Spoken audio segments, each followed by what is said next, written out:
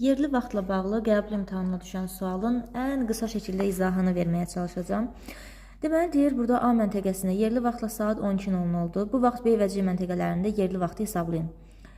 A məntəqəsi 20 dərəcə şərq uzunluğunda, B isə 20 dərəcə qərb uzunluğundadır. Biri şərq, biri qərbdə deyə bunu toplayıram. Eləyir 40 dərəcə və saatı tapmaq üçün nə edirdim?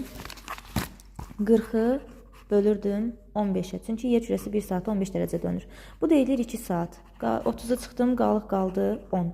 Deməli 2 saat imiş. Qalıq 10'da axı. Yer kürəsi bilirəm ki 4 dəqiqəyə 1 dərəcə dönür. Aha, bəs neçə dəqiqəyə 10 dərəcə dönər? Bu deyilir, vururam 4'ə. Ümumiyyətlə qalığı vurursunuz 4'ə, tapırsınız ki dəqiqəni 40 dəqiqə. Deməli 2 saat 40 dəqiqə. İndi B məntəqəsi axı A'dan geridədir, qərbdədir də, soldadır. Ona görə də A'da saat 12:00 oldursa, ondan 2 saat 40 dəqiqə geridədir. Çıxıram 2:40-ı. Buradan da 00'dan 40 çıxma olmur deyə bunu edirəm 11 saat, 1 saatın 60 dəqiqəsini qoydum bura.